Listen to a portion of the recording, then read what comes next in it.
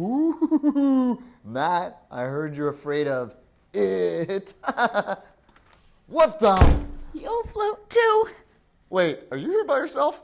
Is that Matt? That wasn't me. Get the hell out of here!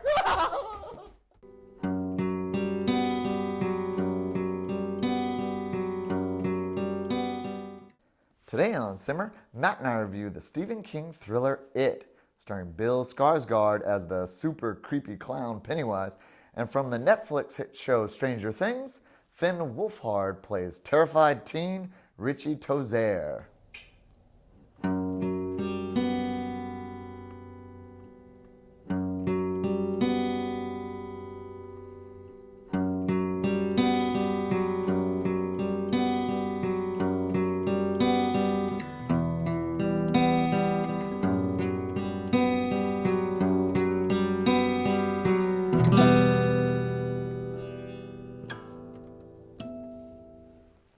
In this, the second adaptation of Stephen King's 1986 novel It, we follow a young group of friends that have been bullied by their peers and accosted by adults with bad intentions. Added to these pressures, they are forced to navigate through tumultuous encounters in a town beset with an ancient evil, Pennywise the Clown. The goal of Pennywise is to feed on the fears of these bullied friends, who proudly call themselves part of the Losers Club. The heart of this movie is a coming-of-age story that identifies the struggle of youth with the feeling that you are often misunderstood. Many times in this film, the young friends find themselves alone with their fears, with only their group to call on when the menacing Pennywise stalks their lives and tries to kill their youth. It seems like this Stephen King movie is not clowning around. It scares up many good moments, and it proves that Pennywise the Clown is worth every cent. We'll discuss it all when Matt and I debate the film. Just got back from what looks to be the creepiest movie of the year, right? It. So we'll start off by saying It is a reimagining, remake, I don't know what you want to call it, but it's based off of the Stephen King novel from 1986 and bestseller, because many of his novels are. And as we said with The Dark Tower, Stephen King movies are either a hit or a miss, like Dark Tower, right? It's horrible. We don't even have to go back to that, but we will right here. Oh my God. It's horrible. I want to just kick something. It was so bad. This movie was mostly hit, marginal hit. I won't say it's total hit, but I did like it. Its predecessor was a 1990 miniseries with some famous actors, like TV star actors were in it. Tim Harris, Richard Dean Anderson, some famous TV. That 1990s version was pretty good, developed. This one, I would say, is better than that one. The clowns are about equally menacing, but as far as storyline, I mean, it was just okay for me. So it was a series of like shows, kind of. That's kind of what we were talking about for Dark Tower, like with this Stephen King movies. Is good point. It's not as well developed. Right. The same with this movie. So it'd almost be better if they broke it up into a TV show or series or miniseries or something like that, so they could develop the story more. There's a lot of empty storylines just like left alone. They kind of dipped into it a little bit, but they didn't go deep enough. Excellent point. For instance, example of that is the clown, Pennywise. He's menacing. They introduce him well. I mean, you could see it in the trailer. The trailer that they show is the introduction of Pennywise the clown.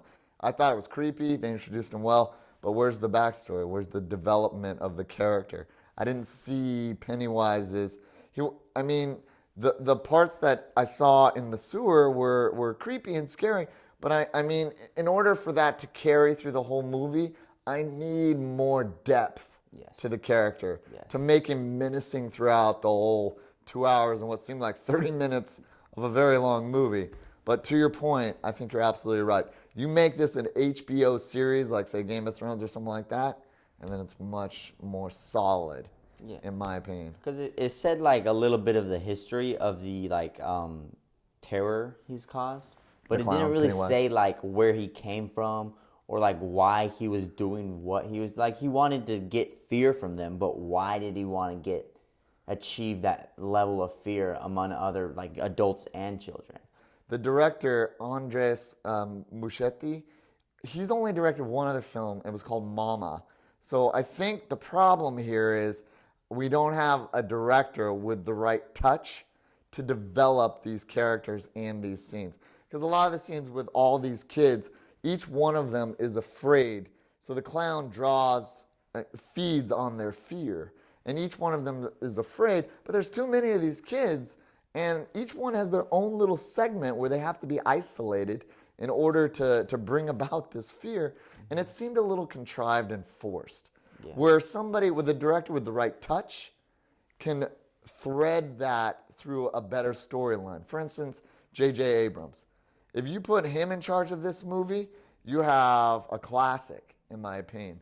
Because the way he can manipulate a story and create that mystery box, like he did with Super 8, like he did with Star Wars and Star Trek, what this movie was missing is a mystery box. I knew what was going to happen. So there was no suspense there. Once I found out that the clown had no depth, then he wasn't as menacing to me anymore. So he was almost funny throughout the rest of the movie and predictable. I'd say if you like scary movies, you probably want to go watch this movie. I'd agree with you, but if you're expecting a movie like with the kid element, like a Stand By Me or a movie like The Goonies, you might not be fully satisfied with this version. I thought the kids... And that's how I watched it. This movie, for me, was very scary. The clown, however, wasn't scary all the way through the movie. At first, he was very creepy and very menacing. But as it went on, they just kept doing the same stuff over and over again, where they would isolate that kid, he would traumatize them and do their biggest fear, whatever it was. And it became repetitive. By listening to the music, you could tell when the jump scares were going to happen. Nothing was unexpected, really. It was all predictable. You knew what was going to happen. All of a sudden, it would get really quiet, and oh, surprise, the clown would appear. Also, the characters, including the clown, weren't developed enough, in our opinion. So, for those reasons, I have to give this movie a 70%. That's a C-. It does not simmer. And now for my final grade of Stephen King's movie, It. So with all of Stephen King movies, he is either a hit or miss kind of guy. Matt and I have said this before. When we reviewed The Dark Tower about a month ago, The Dark Tower, clearly a miss. It is almost a hit. I feel like with every Stephen King novel, they're long.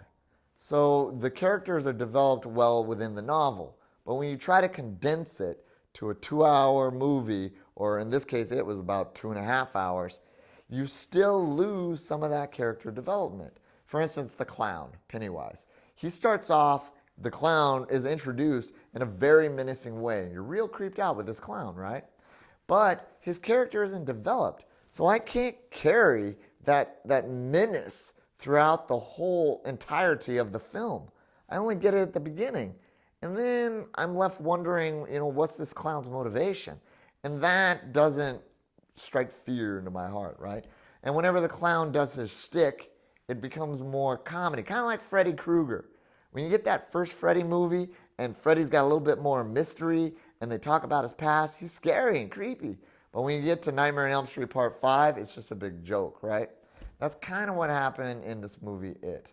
So the clown just isn't developed enough. If you had a director with a better touch, like say J.J. Abrams, then perhaps you would have had a classic on your hands, because I think all the elements were there.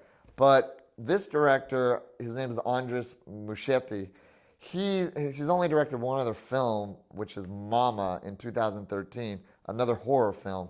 But I just don't feel that he has the experience or the girth of knowledge to fully develop this film to where it should have been.